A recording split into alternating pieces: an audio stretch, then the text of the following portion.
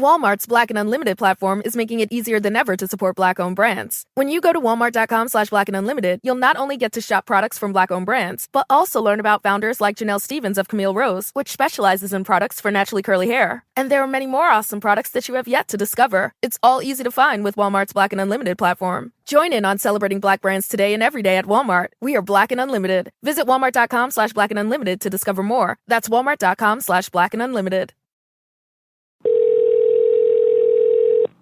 Aló. ¿Qué hubo, mami? ¿Qué hubo, papi? ¿Cómo estás? Te estoy grabando para un podcast y te voy a hacer algunas cuantas preguntas. Si me las respondes como tú sientas, ¿ok? Ok. Número 1. ¿Cuál es la persona más chistosa que tú has conocido? Tu papá. Una película que cambió tu vida. Beautiful Woman. Un álbum que tú le recomendarías a cualquier persona. Tener la autoestima muy alta. No, un álbum. ¿Un álbum? Álbum musical que tú le... Un álbum musical. Una ópera de el español. ¿Cómo se llama él? Pero me está grabando ya. Sí, tranquila, que esto tampoco es para... No, pero me tenía primero que preguntar. No, mami, así no funciona la cosa porque se le quita la... Ay, si ahora mismo no me acuerdo. No, pero del que español, Plácido Domingo, es el Plácido Domingo. Eso, Plácido Domingo, vuelve a preguntarme. Ok, ¿y tu serie de televisión favorita? Mi serie de televisión favorita. Pues que tengo que pensar ya. Pero piensa, mami, esa es la idea. Ok. Mi serie de televisión favorita no se me viene a la cabeza. Una novela, un show de Netflix, algo que tú estés viendo semanal, a diario. Espérate, yo casi nunca veo series así de... O sea, que no tienes una serie de televisión favorita porque como que no ves televisión a cada rato, ¿no? Exacto. Ok, y última pregunta. ¿Cuál es tu aplicación favorita en tu teléfono? YouTube. Ok, gracias, mami. Pero, ven acá. Pero eso tú lo pones después o... No, eso lo voy a editar y lo voy a arreglar, pero lo voy a colocar en el podcast. Ok. Estoy de cumpleaños hoy. Es verdad. Estoy...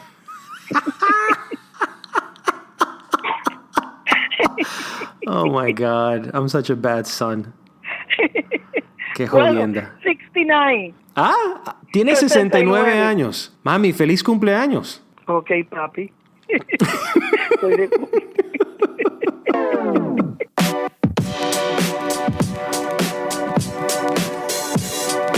My mom is getting a garden of flowers this week. Hi, everyone, and welcome to episode 9 of the Highly Relevant Podcast with yours truly, Jack Rico. On this week's episode, I talk about Tom Cruise's new movie, Jack Reacher Never Go Back. It's the sequel. With my good friend Mike Sargeant as we tackle Tom's career, his longevity, and our opinions on why this man doesn't seem to want to collaborate with any other A-list actor.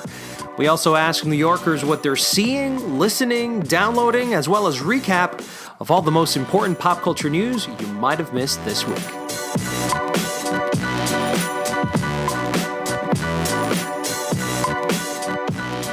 We begin the show by talking some Tom Cruise. I love Tom Cruise. Always love the guy. I think he's probably the last remaining movie star that we kind of truly have. And his new movie, Jack Reacher Never Go Back, is a film that I liked it. I was kind of looking for something like this, and I talked to Mike Sargeant, who's a filmmaker and film critic for WBAI Radio. He's also a really good friend of mine. We've known each other for years. We saw this movie together, and we had some mixed reactions to it, but my mixed reactions don't really come from the movie because I knew what I was getting from the movie. My mixed reactions come from this guy still making action movies at the age of 54. So I talked to Mike about it, and Mike joins me right now on the podcast. Jack Rico, thank you for having me. You and I had a chance to see Jack Reacher Never Go Back in the theaters this week. And I was really looking forward to this film, man, because I wanted to be in the mood to watch something that was like the equivalent of cinematic comfort food. 2 things are going to happen in the next 90 seconds. Excuse me? First, that phone over there is going to ring. Second, You're gonna be wearing these cuffs. We had a chance to see it, and I remember looking at Tom Cruise, and there was a lot of things that I started thinking. How much more time do you think Tom Cruise has left in the tank to be able to churn out these action movies that require so much of him physically? Well, that's an interesting question, the aging action star. I mean, if you really want to look at examples, most of the action stars, from Charles Bronson to James Coburn to Lee Van Cleef, even Clint Eastwood, they didn't hit their stride till they were into their 40s and 50s. Right. They didn't really become big until then. So, in a way, the older, slightly grizzled, action star is pretty much the norm. And it's only really more recently, I think, that we had some younger action stars start to come up. But even by the time they really hit their, who's a young action star right now? Oh, they've been trying to make. Well, That's remember what I'm Taylor saying. Lautner was trying to be the new action star. They've been trying, but the established action stars are all. It's The Rock right now. It's The Rock. Exactly. They're trying They're to all make Jason 45 Momoa. plus. They've been trying to make Jason Momoa. They just don't make Stallone, Schwarzeneggers, Tom Cruises like that anymore. They just don't. Well, you're throwing Tom Cruise in there. So in answer to your question, I think he's got plenty left in the tank. I mean, look at Liam Neeson. Liam Neeson didn't become an action star, okay? And when he became an action star, he really sort of picked up where Harrison Ford had left off with that, I'm better than the material, I'm older, and you believe I could kick your ass. Am I right? Hey, can I tell you he was the best part of Star Wars The Force Awakens? Yeah, of course. Of course he was. Kicking butt, man. Of course he was. Please. So, yeah, and that's probably his first action role. Right. Really. So for those of you that are going to go watch Jack Reacher Never Go Back, this is the sequel. It's not as good as the original one in my case. I felt it was very cliche-ish, man. I mean, they did not want to innovate at all. The cinematography, the set scenes, everything about it was so low-key. It was very familiar. It was a throwback to an 80s movies, and I think that was ultimately the goal here. Jack Reacher for Major Turner. Major Turner's been arrested. On what charge? Espionage. He's been set up. It felt of the 80s. It felt of that style of directing action movies back then. Very RoboCop-ish, Paul Verhoeven. And it was really what I needed. It was comfort food. But if anyone is out there expecting the type of action movies that are forward-thinking, that are progressive, that are innovative, like these stylistic directors, you're not going to get this. This is straight-up 80s throwback action film where nothing is... It's a predictable movie. You know that the corny lines are coming at some point, but you laugh at them. And I think that's the humor. That's the charm of this movie. It's the familiarity, no? Well, yes, I think it's a get what you paid for or get what's been advertised. I haven't seen the trailers for this, but I'm pretty sure it's advertised as exactly what it is. And no, it does not innovate the genre. There were absolutely no surprises in the film, but I enjoyed it. I enjoyed it because I enjoyed it too, because it's what I wanted. Okay, and you're right in saying that, because if your expectation should be a popcorn, this could easily have been a summer film. One of the things that I also wanted to ask and talk about was about why does Tom Cruise keep on doing these action movies? I mean, I know the guy has more depth than that of a one-dimensional cookie-cutter character that he basically pulls off in most of these movies. But he's done Magnolia from Paul Thomas Anderson, and that's where I felt like, wow, man, this guy can actually do drama. I will not apologize for who I am. I will not apologize for what I need. I will not apologize for what I want. And we don't see him doing too much drama. I mean, it's either comedy or action, and he's left a lot of the comedy alone for the last 5 or 6 movies. And I want him... the last one I think he did was Rock of Ages, and I want to see him do more comedy, but I also want to see him do drama. I don't want to see Tom Cruise in another action movie. I know what I'm going to get. That's great. Leave that alone. Give me 1 or 2 movies where you're daring yourself to be different, where you're getting into some sort of depth. But I just feel like he doesn't want to let this go. Do you think it's just for the money, for the blockbuster success of it all? Well, I have a few thoughts on that. I think, one, you have to protect your brand, okay? 2, when you're an A-list actor, what are your choices? Okay, you can do an action. If you're a male and you're, young enough, you can do an action piece, that hopefully will be a tent pole, okay, like a Mission Impossible or which is his Jack tent Reacher, pole, yeah. right, just his tent pole. So that's one choice. And you, if you're Matt Damon, it's this, it's, whatever. Your second choice is you can do a comedy. If you've got the chops, you can be part of a comedy, big budget comedies. You can be part of that. A-list actors do it all the time, especially if they get a great, juicy part. They'll do that. And he's done that, clearly. Yeah. The other choice is, of course, now in this age, is a big budget science fiction. He's done a bunch of those, too. Okay? He's done the high concept Oblivion, a few of those. Then your other choice is that you're going to do a period piece.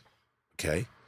Right, which he's done. A few of those. The Last Samurai, Exactly. the one with Nicole Kidman. Exactly. So we've just gone through your options as an A-list actor. Okay? But you know what? At some point, man, it gets boring to see him in the same character for so many years. And by the way, the action star like him, that's an A-list action star, as soon as they start aging before our eyes, the appeal isn't as strong as it used to be. Look, man, I'm going to tell you something.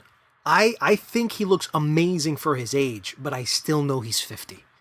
And at that point, the credibility of believing that someone at 50 can still do the things that real people at their 50 can't do, I know that's part of the fiction that you're buying into, but I also want to see a 20-year-old do that. They were trying to do that with Channing Tatum.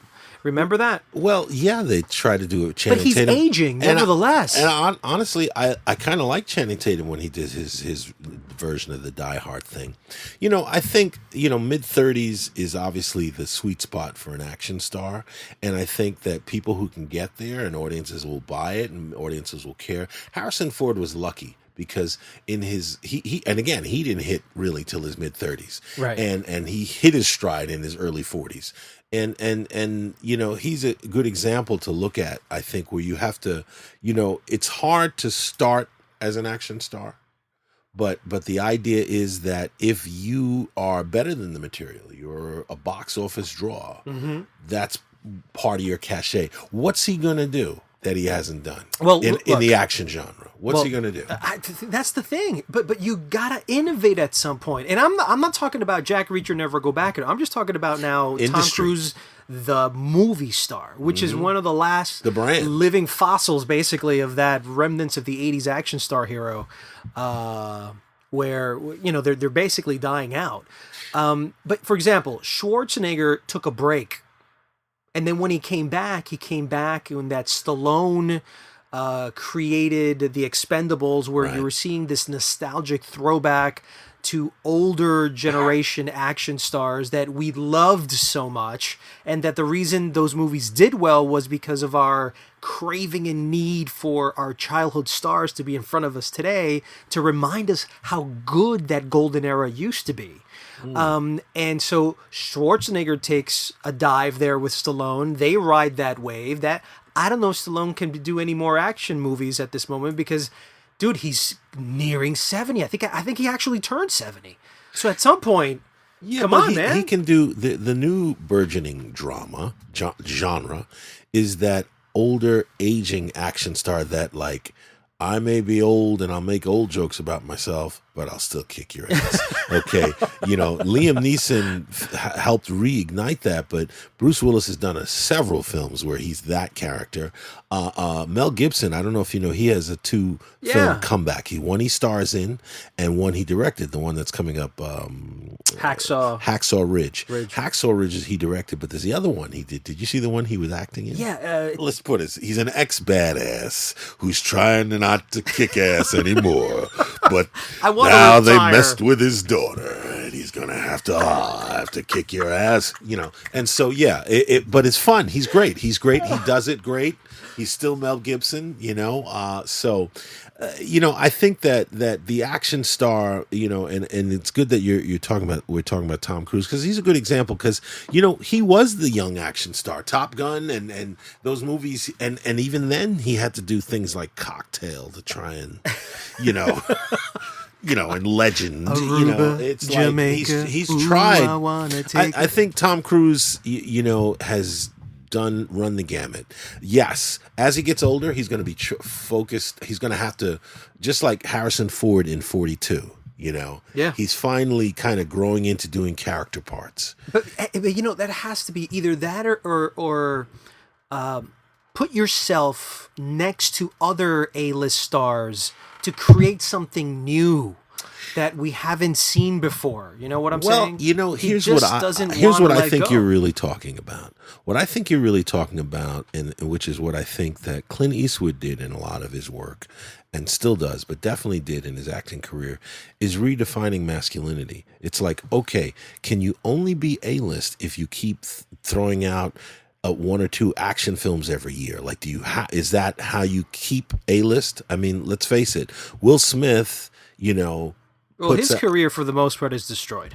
Well, but you see, it's done. But only because he made some bad choices. No, he's not done. Believe me, he's not done. You think he's going to be back to A-list? I think he Suicide Squad was the first evidence that he was no longer taken seriously as an A-list star. That was not the first evidence, let me just say. After Earth, what do you call that? Well, you know, that was a family project, man. That was meant to make Jaden Smith into the next Smith star. Yeah. The guy who was going to carry the baton for the Smith family moving forwards into the future. That was a project that was never really meant for Will Smith himself. Because we were all fooled. The fact that he came out of that movie for 15 minutes, I think, was the ultimate demise of that film. Yes, he did make a a family sci-fi science fiction film for his family. Yes, he did. But, you know, he'd already been making films that really weren't performing the way they thought they would. But he was still the star of those films. Okay, two things. Or three things you're talking about now, because Suicide Squad was not going to be so Will Smith or Deadshot heavy until Will Smith signed on, and they had to rewrite it. Other characters were going to be more featured. Okay, that's one. Two, I think it's smart for him to take a back seat. Absolutely. Focus 2 steps back. Exactly. Focus did not light the world on fire.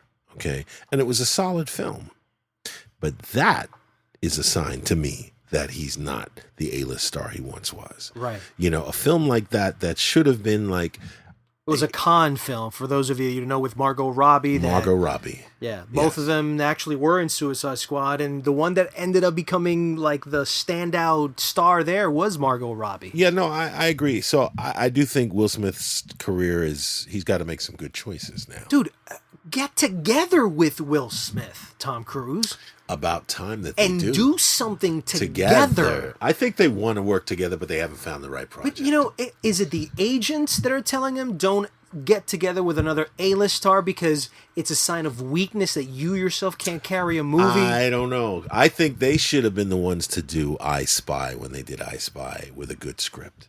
I think there's a lot of duo projects that like they could have done. Jackie Chan and Chris Tucker, you know, movies that demand not a star but 2 stars. Right. And I think they can find a project like that where they bounce off of each other, because come on, how awesome would it be Tom Cruise and Will Smith in the same movie together? If it's a good movie. Well, make it happen. With all that money, with all that creativity, with all those incredible resources at your hands, you can pull this off. But he's not even being daring anymore. And that's, I guess, my big qualm that I have, for today's podcast episode. Can I play devil's advocate Sure. with you? You don't think doing Rock of Ages was a little daring for you? Oh, yes. I totally agree with you. But he needs to do that after 2 action movies, a daring. He can't give me 5 action movies in a row. He can't. And that's what he's recently done. Okay. And most of them have been duds, except for Edge of Tomorrow, the original Jack Reacher, but the rest have been very mediocre, very lukewarm. Nothing has been something that you can say, okay, this is one of his top 5 in his whole catalog of films, what he just did. He's not evolving as a star. He's not evolving as an actor. It seems like this is what people want. They want popcorn films, and I'm not willing to share the screen with anybody. Seems like he's on automatic. He's on autopilot, man. And it's starting to kind of get on my nerves. That's just me.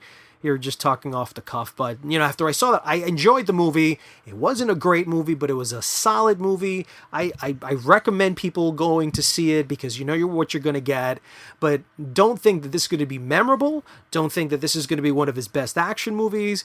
And I think because that's starting to become evident, we need him to start doing something else where we're stimulated by the audacity of the character or something along Les Grossman, where he was the talk of the town. Remember around that time, Tropic Thunder?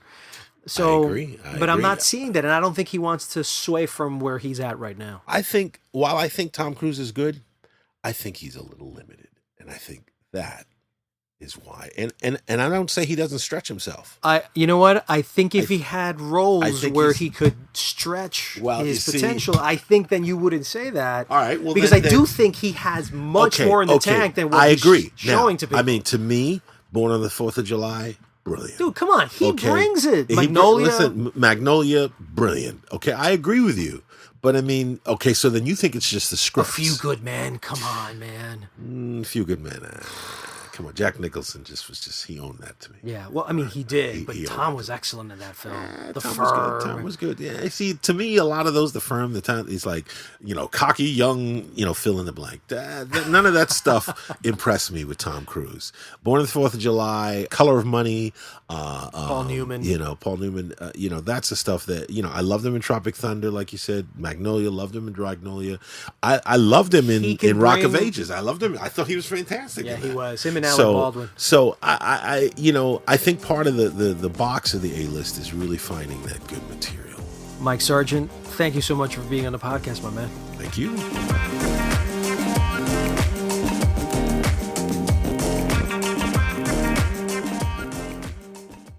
Where is my wife? Don't tell me she's watching TV again in the den. You know what? I don't know what she's so obsessed with. I'm just going to interrupt her and ask her. All right. What are you watching? What are you so addicted to? It's Queen Sugar. I, Ernest Charles Baudelaire, declare that this is my last will and testament. What, is that the Oprah show? Well, it's on OWN, but it's a really good series. Well, it's like a novella, but it's in English. It has all this intrigue and twists and turns, and you don't know what's going to happen next, and it's got a lot of texture to it. Oh, hold on now. Boy, you point a gun at my family, you best know how to use it. I know how to use this right here. And I'll let it loose on your ass before I let you take a damn thing my daddy worked for. All right, I guess I'll gotta give it a watch. Queen Sugar, check it out.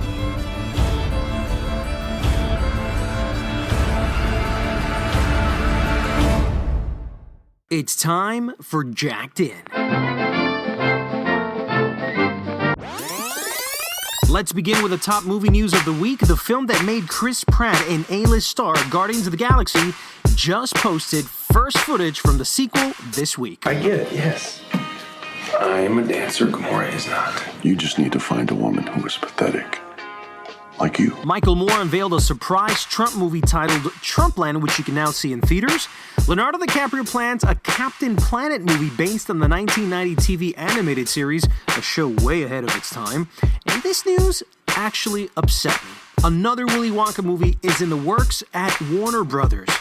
Can't you just leave that movie alone? Changing over to the small screen, Trump TV gets a new life. Scream has been renewed for a third season at MTV. A Roger Ailes miniseries is in the works, and Major League Baseball playoffs are currently being played. But watch out for the Chicago Cubs, who might have a chance to go to the World Series for the first time in 71 years. Here's a swing and a fly ball to deep right field.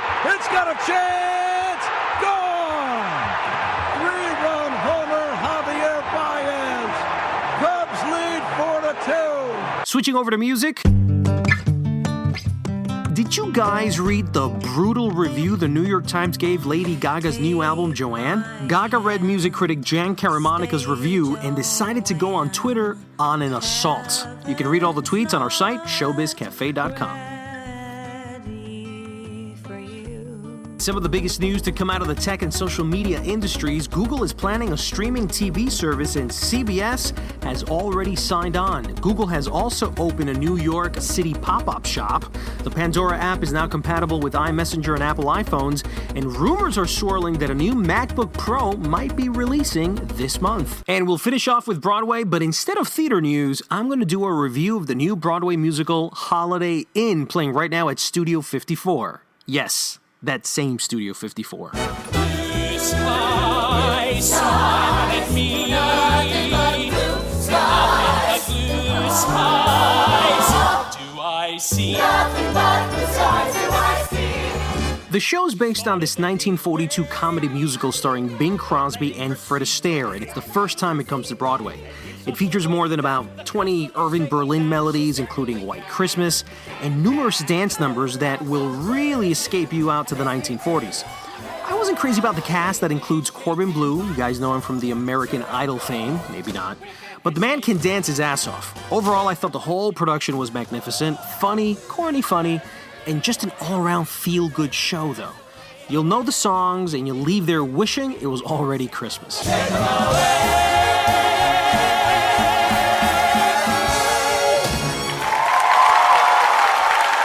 You guys know Jorge Ramos, right?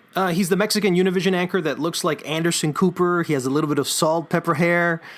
Well, I got an email as I was working on this podcast about a new trailer promoting his new documentary called Hate Rising. It's premiering this Sunday, October 23rd at 10 p.m., and it's going to be broadcast simultaneously on Fusion in English and Univision in Spanish. I'm not sure if the Spanish will be dubbed or what, but here, have a listen to the trailer.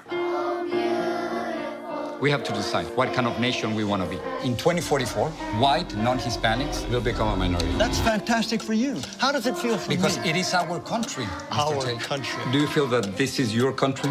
No question about it. If we don't, we might become a different country, a dark country. You don't believe that everyone is equal? No. White people so much higher than any other race. Excuse me? In every country, there's hate. But suddenly, we are allowing hate to be the norm.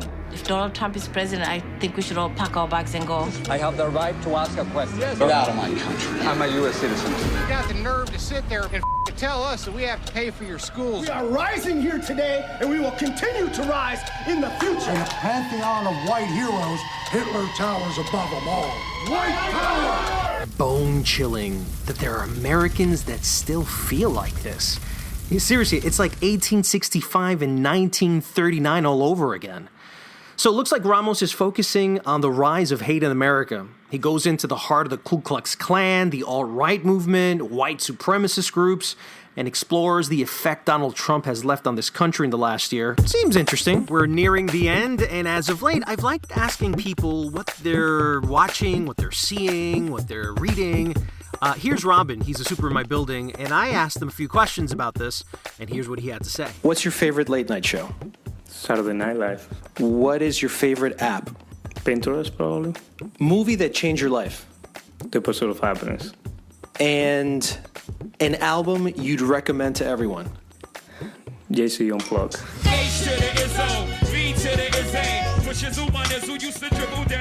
And before I wrap up the show, just wanted to thank all the new international listeners from Germany and the UK for finding our show and tuning in. I don't know how you did it, but thank you, and thank you very much again. Glad you're enjoying the show. I also hope everyone else enjoyed it too. We're now on Spotify, Google Play, and Stitcher for you Android users. Please subscribe, rate it, and leave a review. You know the drill. By the way, if you'd like a shout-out, send me a tweet at JackRicoOfficial. That's at JackRicoOfficial. With why you like the podcast, and I'll try to get in as many shout-outs as I can. Talk to you next week on another episode of Highly Relevant.